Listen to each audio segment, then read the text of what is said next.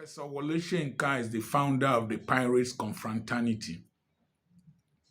I happen to have classmates, friends, neighbors, and associates in that confraternity.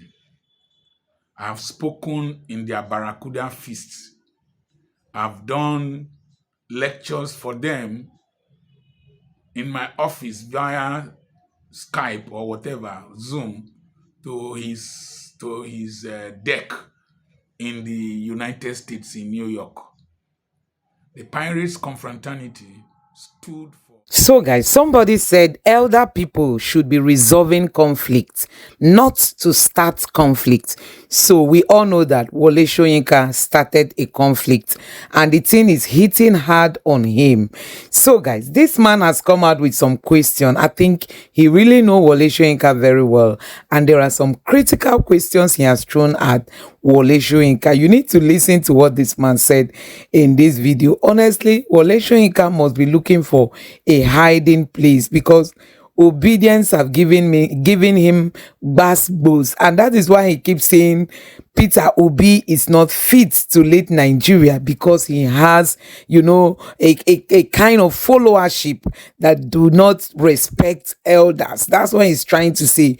But I tell you, obedience have been pushed to the wall. You can imagine the hardship in the country. You can imagine the hunger, the agony, the bitterness people are going through. And Wole Soyinka did not see any of those to address. He's rather speaking about Peter Obi, who is busy going around, doing his charity work and impacting the lives of Nigerians. Just take a look at what this man said about Wole Soyinka, the questions he has thrown to him for him to answer. Take a look. This generation, the Bible says, do not touch my anointed and do my prophet no harm. Touch is Touch in that place. But this generation, they can Torch the anointed, burn the anointed, and do him harm, and disgrace him. They don't fear any person because they've been pushed to the wall. They've been frustrated by the inadequacies and stupidity of my generation. So they don't have respect for any of us. So when you think that you are Wole Soyinka, you are a Nobel laureate, you are one person, you are bishop this, archbishop this, pastor this generation is disappointed in religion, elders, disappointed in the politicians of my era and behind. So don't sit in a pedestal and think that you're a superstar. They will pull you down and tear you to shreds. We messed up. Point number 2. Wole Soyinka should come to the political podium with clean hands.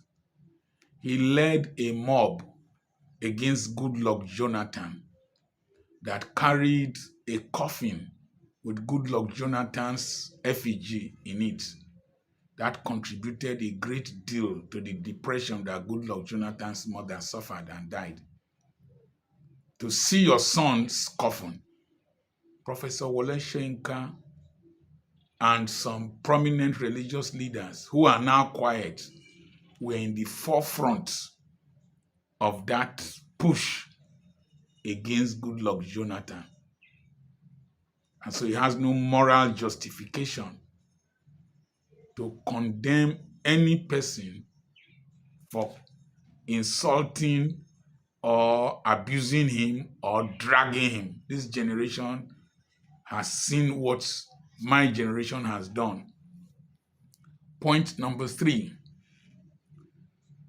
Professor Wole Soyinka is the founder of the Pirates Confraternity. I happen to have classmates, friends, neighbors, and associates in that confraternity. I have spoken in their Barracuda feasts. I've done lectures for them in my office via Skype or whatever, Zoom, to his deck in the United States in New York. The Pirates Confraternity stood for injustice, stood against corruption, and stood for the development of humanity and excellence. I remember when they used to donate blood and cook for us when the workers were on strike. They will cook, they will run the kitchen, they would control traffic and do so many humanitarian gestures. But recently,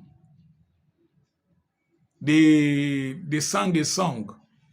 Hand they shake, leg they shake. Papa we not well. If they shout a Milo con, that's against President Bola Tinubu, a former governor, a former NEDECO leader. Your Pirates Confraternity sang that song. And another one, with the Bala Blue song. What did you say? Did that disqualify you, Professor Wole Soyinka, from heading an organization if you are appointed? Would that disqualify you? I ask another question. Prof, I'm lawyer, sir. The Pirates Confraternity you formed, how much control do you have over their activities? You formed that. Peter Obi did not form the obedient movement. Peter Obi, if you are preparing a salt solution in the lab, if you want to crystallize salt from it, you just take a grain of salt and put it inside. Other the salt in the solution, maybe like potassium chloride or whatever, will start crystallizing around that salt. It's like the way pearls are formed in oysters. A grain, and then the oyster will start secreting pearly material around it. People crystallized around Peter Obi, people who were tired of the corruption, of the backwardness of our nation, the things you fought for this country to become are being desecrated. Those are the people who crystallized around Peter Obi. So, will somebody have disqualified you from winning the Nobel Prize because out of Pirates Confraternity, Buccaneers, Eye, Black Axe, and other ones, Vikings, derived their motivation, and then the cult wars and whatever we are having in this country, would it be ascribable to you and prevent you from winning the Nobel Prize?